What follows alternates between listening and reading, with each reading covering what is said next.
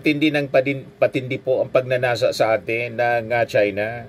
Pati nga po yung politika natin na pinakikialaman. And I believe pati po yung mga surveys, pinupunduhan mga kababayan ng external forces para ibagsak yung ating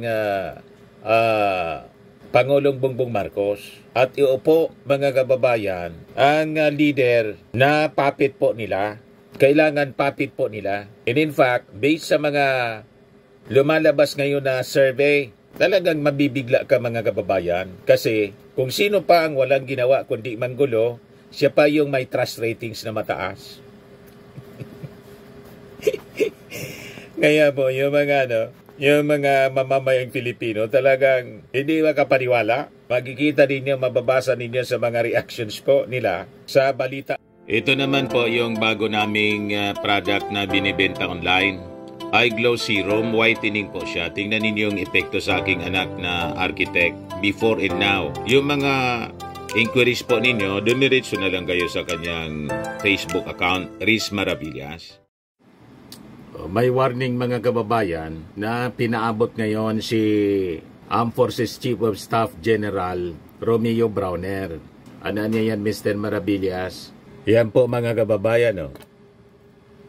Sabi po ni Armed Forces Chief General Browner sa kanyang mga tropas, maging handaan niya tayo. Be prepared to secure Metro Manila.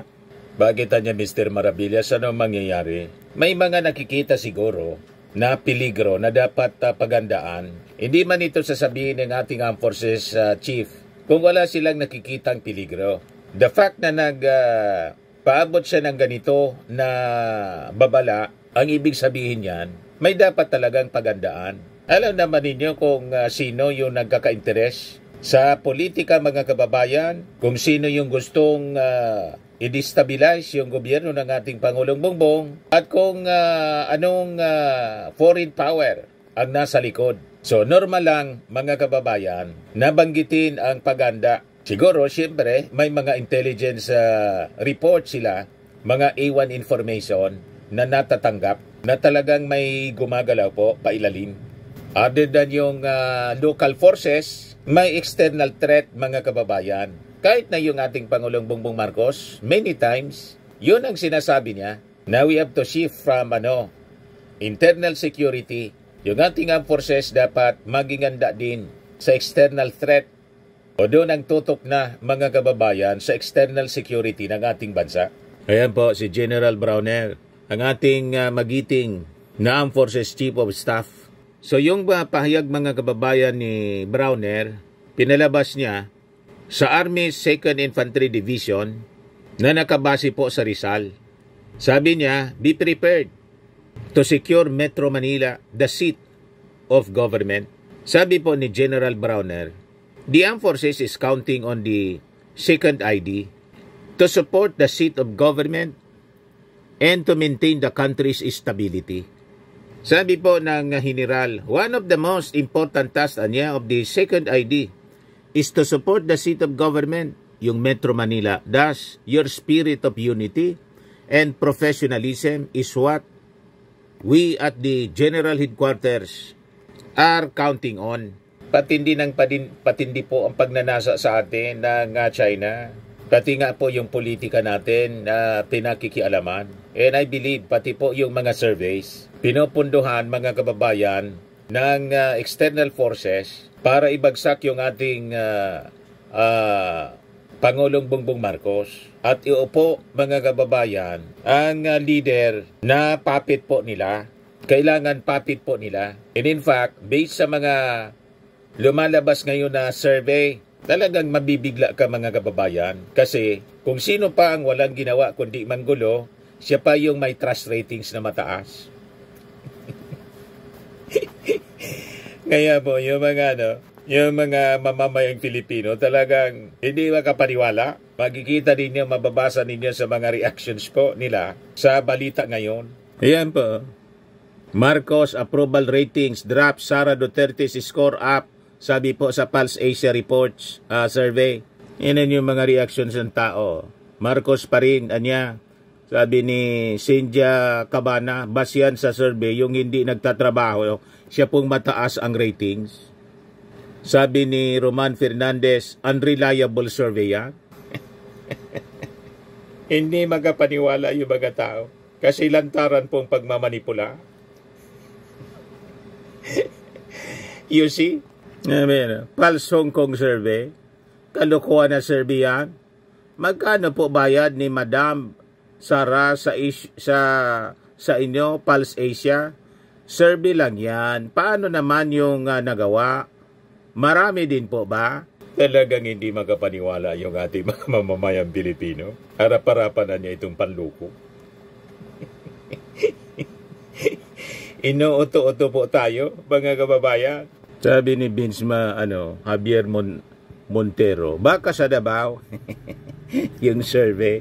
Hindi masama managinip, sabi ni Paul Noel Vendeville. Gina Cruz Esposo, baka gusto mong palitan na siya sa pagtrabaho, go ka na te, sabi ni Evangeline. Survey lang yan, sabi ni Wilmore Sungaw. Huwag kang maniwala sa FB, kagagawa ng mga Duterte yan. Hindi talaga maniwala yung mga tao po. Inuuto na lang tayo ng mga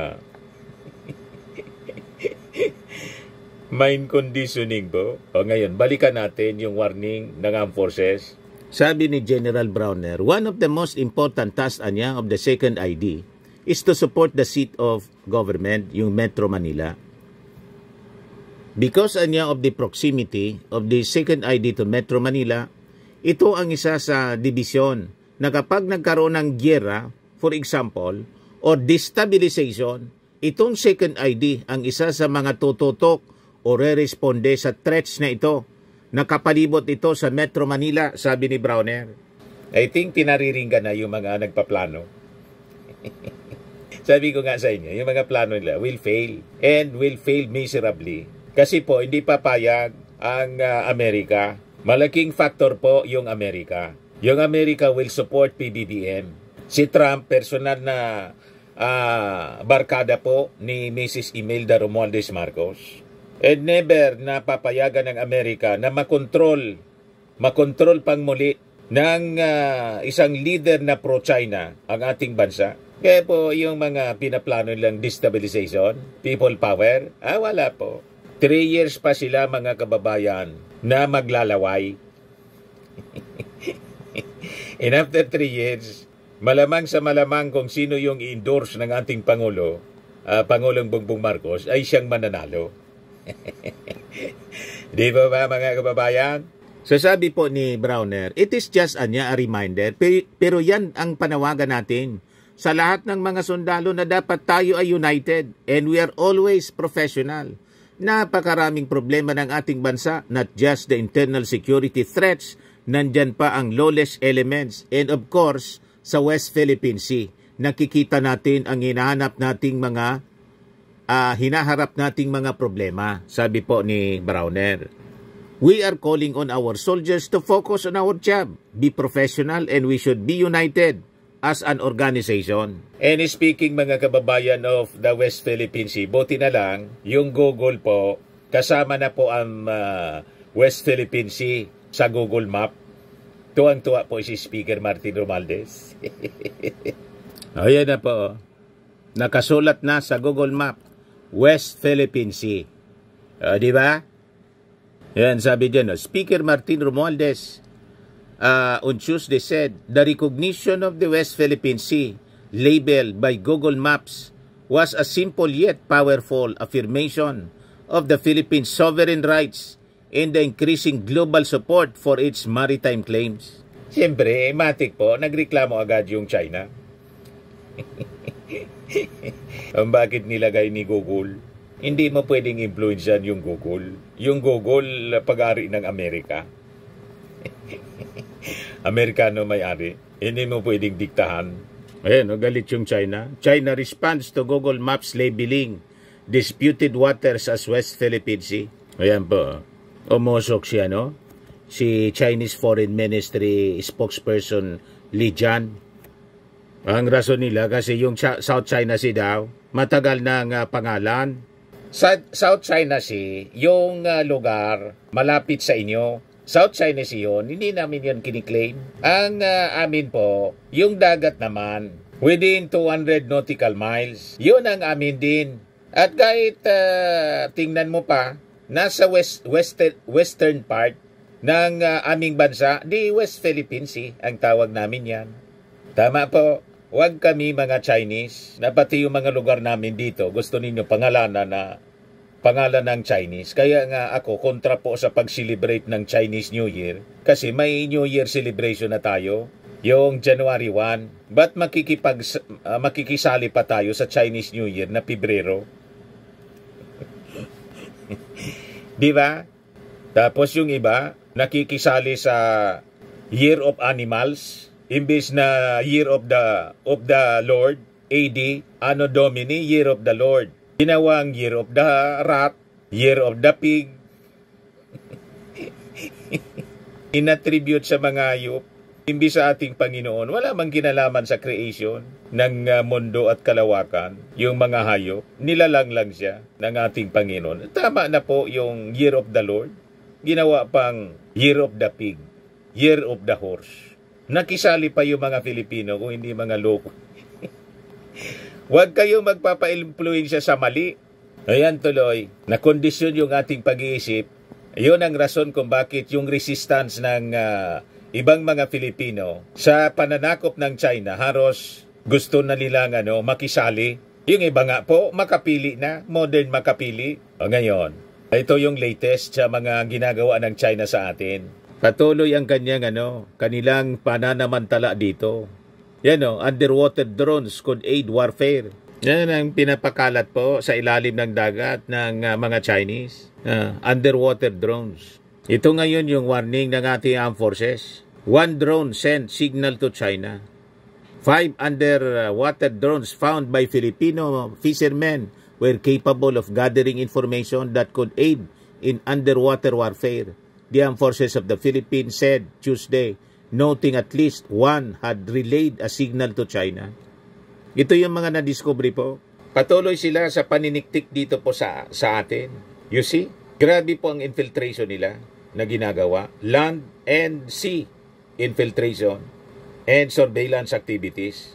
So sabi dito, the revelation followed months of confrontation between the Philippines and China in the disputed South China Sea. It also came as Manila prepares for large-scale military exercises